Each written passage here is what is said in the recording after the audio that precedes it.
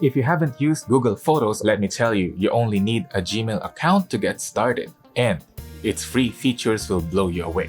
Let's get started.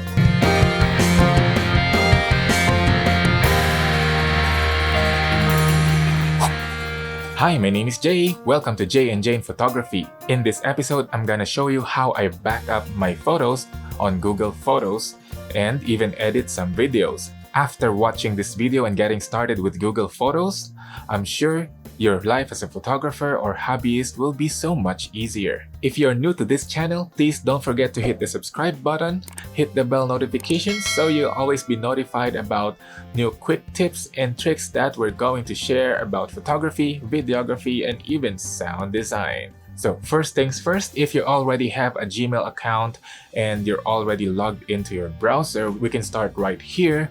But if you haven't signed up for Google, I'm going to show you the page where you can do that. Okay, here's where you can create your Google account. On your mobile, on the other hand, you can download the Google Photos app from Google Play. If you can open Google Play in your Android device, you probably have a Gmail account. So all you have to do is search for Google Photos, download, and set it up. In my case, I already have it, so just open it. And I'm going to show you its exciting features.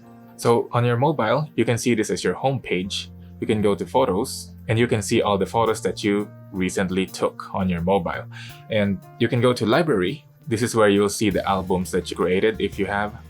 And you can create a new album so you can organize your photos into albums. These albums are like online folders that you can use to store your photos and separate them into events or into categories that you prefer. Google Photos also offers you some additional features like being able to star your photo in your favorites. You can organize all your favorite photos.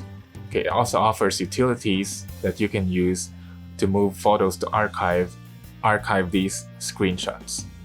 Yeah, that reduces the clutter, so you'll be left with only the photos that you usually look at and share. Let's say I want to share this photo. Okay, there's a share icon here. You can already add people, have them view the photos. Okay, they'll be notified once you add them. Okay, you can also put it on Messenger, on your Facebook newsfeed, etc. You can also heart the photo. That will indicate you like the photo, of course.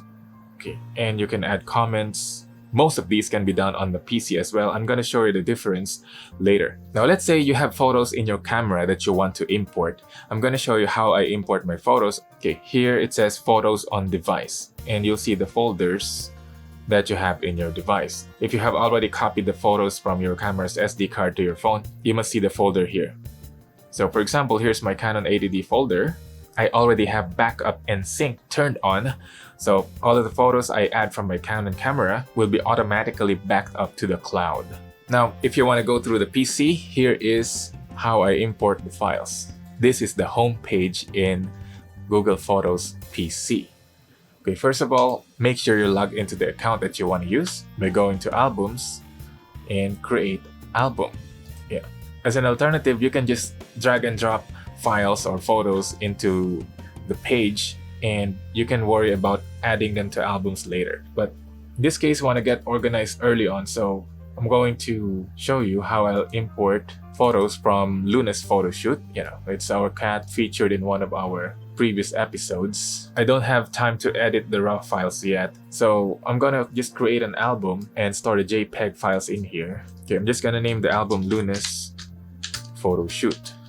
As you can see, it's already uploading 13 out of 110 photos. It's gonna take a while because these are full-size JPEG files. If you want to back up raw files, that's a whole different story. I myself have tried backing up raw files. If you're just using unlimited or free storage, their file sizes will be reduced, so there's a lot of loss involved there. On the other hand, when you import JPEG files, there's no noticeable reduction in quality.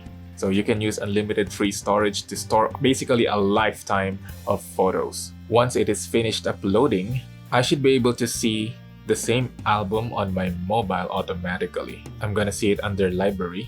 From then, I'll be able to view the photos on my mobile. Also, I can edit them on my mobile and my PC. How cool is that? So as you can see, on my mobile, the photos appeared almost immediately. So 99 out of 110, 102, and almost done.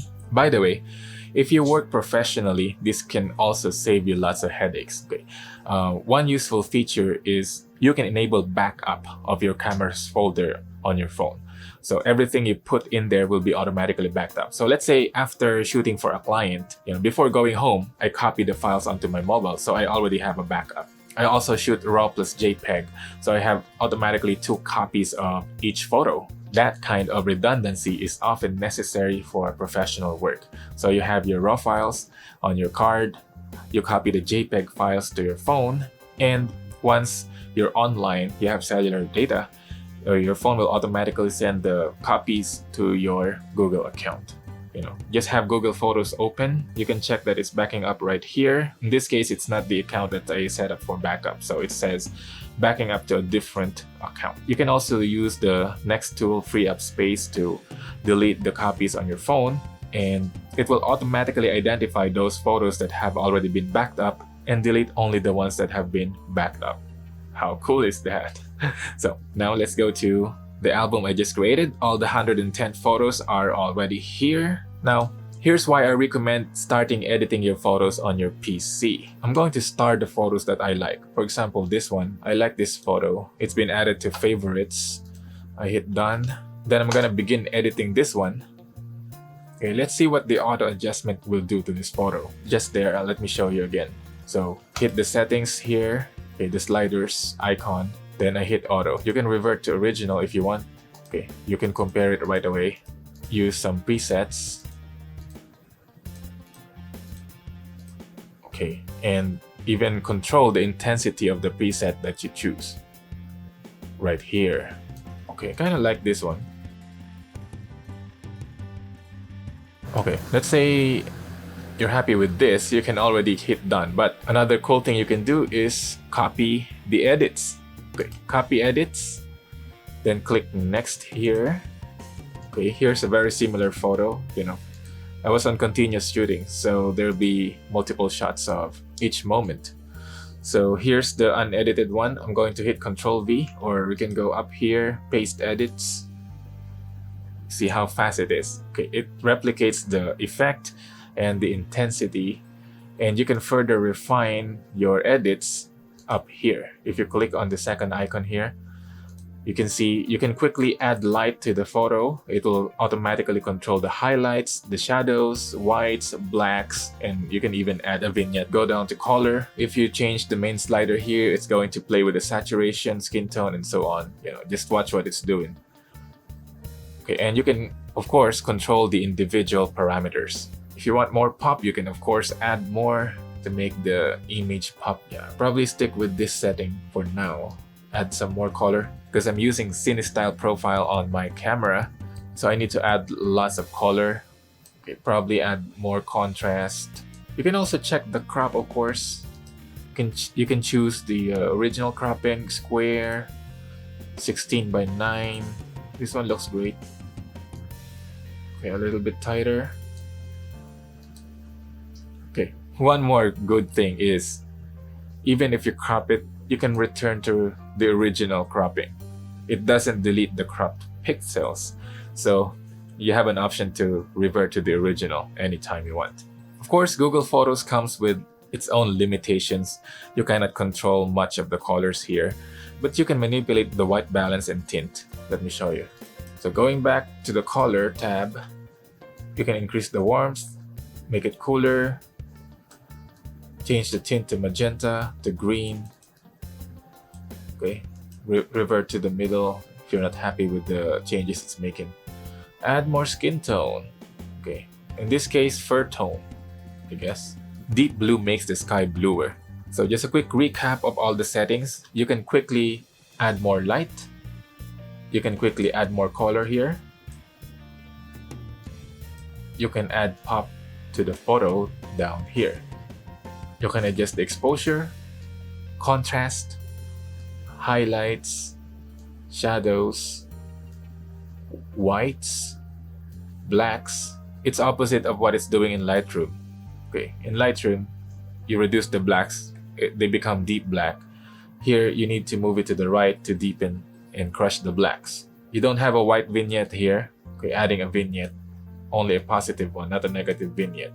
Okay, for color, you can add saturation, warmth, or cool it down in the opposite side, tint, skin tone, deep blue, and pop. And again, you have the presets you can choose from and the intensity slider here.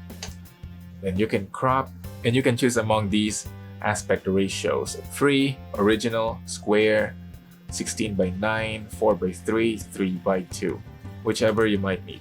Okay, again, you can copy the edits once you're satisfied and apply it to the other photos. You see it also added a vignette to this one. Control C, Control V. It doesn't copy the crop settings, by the way, just the color and the tonal adjustments. To check the original, how it looks before and after, just click and hold anywhere in the photo. Okay, you can see what it's doing now. Yeah, here's the before, here's the after. Before, after. So I'm going to scroll through these photos and see what else I can use. Some of these are not usable because I have only a manual flash. Yeah, you need to experiment with the flash power and distance to get the effect that you want with a manual flash. Okay, this one might work. Okay, if it'll take too long, you can hit done first. Hit the back arrow up here and just select the photos that you think are gonna be in your final edit and add it to another album. Yeah, that's another thing you can do with this. Select multiple photos. You can either add them to another album or shared album, or use other tools here like animation or collage. Okay, also it's interesting to note that in case you captured some photos where your camera settings didn't allow you to save the date correctly, there's a way you can change. Let's say these photos were taken in January 2020, but it's appearing 2016. Okay, it says here January 5th, 2016, but this event for sure was held this year. This is the wedding we posted, okay, January 19th. So this is the date I'm going to put on these photos. Up here on your PC, you can edit date and time. Set one date and time. Okay, that's what I want. January 19th, 2020 is the date. So I'm going to save it. Now it's going to reorganize the photos. So when you scroll down, you see here, you can scroll down to January 2020. Okay, the photos already appear here. Now here's the limitation on the mobile version. You cannot scroll through the photos while editing on your mobile. You have to apply the changes. There's also no way to copy the changes. Unlike on your PC, you can copy and paste settings across multiple photos. Editing multiple photos on mobile is significantly slower. Okay, this is where it can get confusing. If your phone was set to back up to a different account, changes are not reflected, and you might end up editing something on the phone and they will look different from what you edited on the PC. So now that you have an idea on how to edit photos on Google Photos, are you going to start using it? Have you already started using it? What problems do you encounter with Google Photos so far? Please share your comments below and don't forget to subscribe, hit the bell button if you want to receive notifications every time we upload new videos. Until the next episode, see you next time.